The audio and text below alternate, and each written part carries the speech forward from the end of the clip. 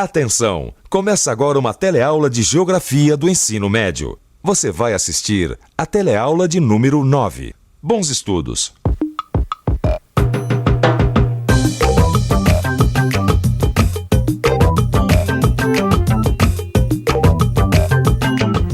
Na última teleaula de Geografia, você conheceu o que é uma rede urbana, viu como as regiões se desenvolvem até que essa rede seja formada. Na verdade, é difícil entender o nosso mundo de hoje sem compreender bem o significado de rede. E é isso o que você vai fazer nessa teleaula de hoje. Hoje, você vai aprender como as redes conectam os diversos lugares na superfície da Terra, reduzindo as distâncias e ultrapassando fronteiras. Vai compreender como essas redes criam uma nova estrutura de fluxos que está revolucionando o mundo moderno. Por isso, se ligue, ou melhor, conecte-se. A nossa teleaula de hoje está apenas começando.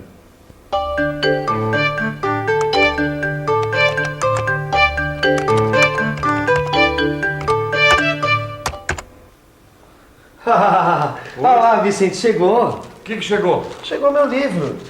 Aquele que vinha dos Estados Unidos? É esse mesmo, olha lá, tá aqui. Coisa incrível, Vicente, olha. Rapaz, eu entrei numa livraria através do computador. Aí eu escolhi esse livro, mandei uma ordem de pagamento pelo correio e tá aqui, olha. Depois de alguns dias, o livro chegou na minha mão. O mundo tá encolhendo, Vicente. Eu estava lendo exatamente sobre isso nesse artigo aqui, olha.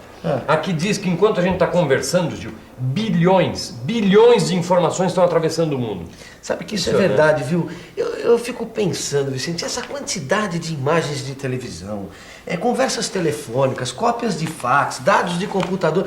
Você já pensou tudo isso atravessando o mundo inteiro, através de cabos e satélites? Isso sem falar nas mercadorias e nas pessoas que atravessam rapidinho algumas distâncias que há uns séculos atrás eram praticamente intransponíveis. Vem dar uma olhada aqui no computador no negócio. Aqui, ó. Essa imagem mostra bem como o avanço dos meios de transporte e de comunicação foram reduzindo as distâncias do mundo. Perto do mundo de 500 anos atrás, o nosso parece muito menor mesmo. É mesmo. Não dá pra imaginar como é que era, né? Agora eu acho melhor a gente ficar um pouco mais por dentro desse assunto, viu, Vicente? É verdade. O que você acha?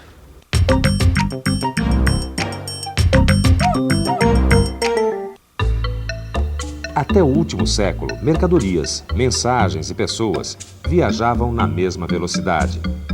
As distâncias entre países e continentes eram grandes e o transporte era lento, caro e arriscado. Além disso, um antigo veleiro podia transportar até 1.200 toneladas de carga, enquanto os atuais supernavios podem transportar até 500.000 toneladas. Mesmo distâncias relativamente pequenas, como a que separava Roma do Egito, através do mar Mediterrâneo, levavam cerca de 50 dias para serem vencidas. Em 1800, um veleiro levava até 2 anos numa viagem de retorno entre a China e a Europa. E a invenção dos barcos a vapor na metade do século XIX reduziu esse tempo para 6 meses.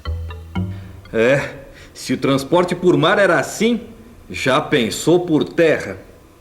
Poderia sair tão caro transportar um saco de trigo por 80 quilômetros com um carro de boi, como atravessar o Mediterrâneo por barco. Em parte pelas estradas e em parte porque era necessário levar outro saco de cereais para alimentar o boi e o carroceiro durante o trajeto. No entanto, hoje em dia pode-se dizer que o transporte não é mais um problema para o comércio.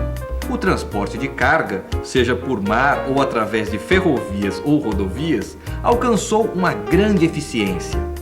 Mesmo o frete aéreo é relativamente barato. Produtos perecíveis como peixes, frutas e flores são transportados de um hemisfério para o outro em questão de horas. Você tá vindo da onde? Aqui de São Paulo. Joinville. Indo pra onde? Tem a Santa Bárbara do Oeste. Teresina e São Luís do Maranhão. Hoje em dia, uma rede eficiente de transportes e comunicações é fundamental para o desenvolvimento de uma economia. O comércio global precisa de redes globais e quando não há disponibilidade de transporte, tanto a produção quanto o consumo sofrem diretamente. Grandes partes da África e da América Latina ainda são pobres em sistemas de transporte, o que ocasiona desperdício de colheitas e de outros bens. Mesmo na Europa, existem áreas mais atrasadas por uma deficiência em seu sistema de transportes. Portugal é um exemplo desse problema. 500 anos de rivalidades com a Espanha deixaram como herança poucas estradas ligando os dois países.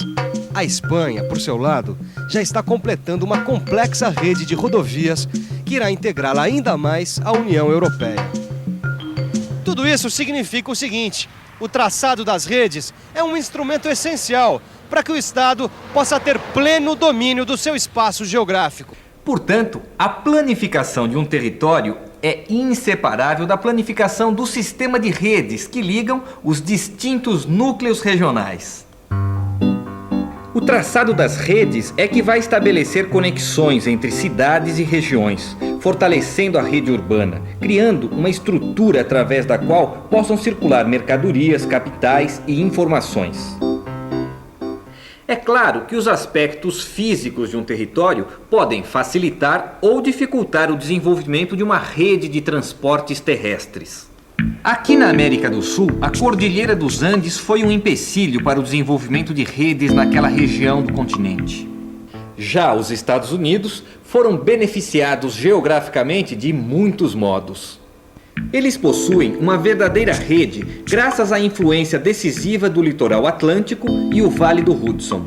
A região norte encontrou sua via até o mar através dos Grandes Lagos e do Rio São Lourenço. O sul, por sua vez, dispõe das bacias do Missouri, de Ohio e do Mississippi, que permitem atingir o Golfo do México. Por fim, foi decisivo dispor tanto do litoral atlântico como do Pacífico. Com isso, e com os subsistemas urbanos voltados a cada lado de um território de maneira compacta e excelente posição geográfica, os Estados Unidos conseguiram desenhar uma grande rede de transporte descentralizada. Em outros sistemas de rede, como no caso de muitos países da América Latina, a estruturação se deu, em primeiro lugar, através das linhas de trem, que procuravam ligar importantes pontos econômicos. Depois, alguns caminhos fizeram seu traçado junto a essas linhas, e os corredores aéreos não alteraram essa situação. Isso mostra que as redes são formadas por dois fatores importantes: os condicionamentos geográficos por um lado e as necessidades econômicas por outro. Além das redes de transporte, existem outras redes que são fundamentais nos dias atuais. Eu estou falando das redes de distribuição de energia. Todos os dias, diferentes formas de energia percorrem longas distâncias, partindo das fontes de produção até chegar aos centros onde são consumidas. Pense na circulação do petróleo por oleodutos, ou no transporte de energia elétrica por linhas de transmissão. Como fazer uma cidade funcionar sem elas? Essas redes de energia, portanto, são decisivas para o funcionamento da economia mundial. Um exemplo disso é a grande importância do gás natural no continente europeu. Gasodutos que vêm desde a Sibéria abastecem cerca de 15% das cidades europeias com gás. Já deu para perceber a grande importância que tem tanto as redes de transporte como as redes de distribuição de energia para o funcionamento da economia. Mas existe um outro tipo de rede cada vez mais importante nos dias de hoje. Eu estou falando da rede de informações. Agora, o que me impressiona, Gil, é a quantidade de informação que a gente recebe todo dia, né? Você já pensou, olha, são textos, imagens, dados, voz, tudo isso pode ser transmitido a qualquer hora, para qualquer lugar, na velocidade da luz. Fora a quantidade de dinheiro que circula junto também, né? Isso é verdade, Vicente. Olha, são essas informações que permitem a organização e o desenvolvimento do mercado de capitais do mundo todo. Exatamente. Para o mercado mundial, a informação é vital. A transmissão de informações sobre preços, taxas de juros é instantânea. E bota instantânea nisso, viu, Gil? Olha, a Bolsa de Valores de Londres abre antes que a de Tóquio esteja fechada. E quando Londres está encerrando o seu pregão, a Bolsa de Nova York ainda está em plena função. Isso quer dizer que o dinheiro executa todos os dias uma viagem de circunnavegação pelo planeta. E não é pouco dinheiro, hein? Só para você ter uma ideia, a Bolsa de Valores de Nova York movimenta mais de 100 milhões de ações por dia. E o Brasil nisso tudo, hein? Como é que será que está a nossa distribuição de mercadorias, a distribuição de energia, telecomunicações? Como é que será que está tudo isso? No Brasil, a rede de circulação de mercadorias está expressa na Malha Rodoviária Nacional. É uma estrutura que reflete as heranças do nosso passado, quando ainda não estavam solidificadas as redes urbanas. Você se lembra que na fase das bacias urbanas, toda a circulação de mercadorias estava destinada a integrar as áreas produtivas com os portos litorâneos? Sobre essas bacias surgiram o traçado dos grandes eixos nacionais, convergindo para os centros manufatureiros no Centro-Sul, como a BR-116, antiga Rio-Bahia, que foi o primeiro grande eixo de interligação entre o Nordeste e o núcleo industrial do Sudeste. No caso específico de rede de distribuição de energia elétrica, sua montagem ocorreu nos últimos 30 anos com maciço investimento estatal. E a sua construção ocorreu ao mesmo tempo em que o Parque Industrial Brasileiro estava sendo erguido, em meados deste século. Por isso, a localização de regiões industriais e os circuitos de rede de energia elétrica apresentam uma extraordinária concordância. Este processo pode ser percebido quando se compara o sistema de geração e distribuição de energia elétrica do Sudeste com o do Nordeste.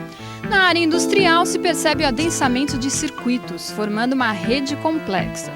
Já o sistema nordestino se apresenta com eixos isolados que atendem os principais núcleos urbanos da região.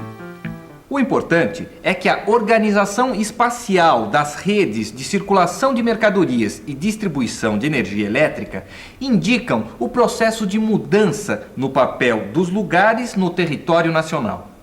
Também a Rede Nacional de Comunicações mostra que os aglomerados urbanos estão interligados no que diz respeito à circulação rápida de informações a longa distância.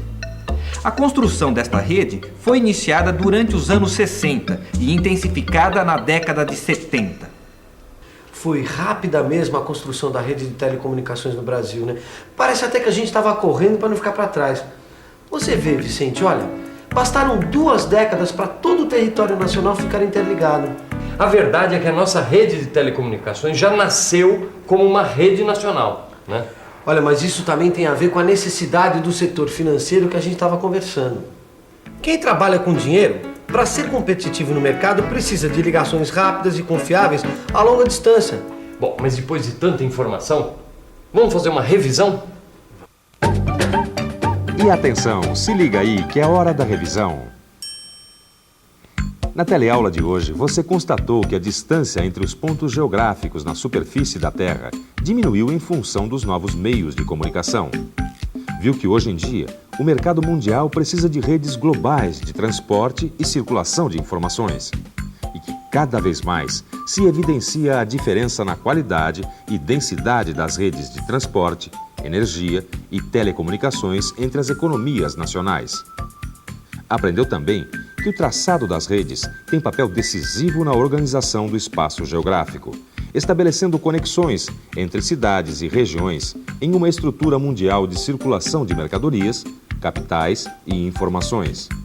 Por fim, viu que no Brasil, a organização espacial das redes de circulação de mercadorias, distribuição de energia elétrica e telecomunicações constituem um indicador do processo de mudança em todo o território nacional. Agora é a sua vez. Aprofunde todos esses conceitos que você aprendeu na teleaula de hoje, lendo o seu livro de estudos. E até a próxima!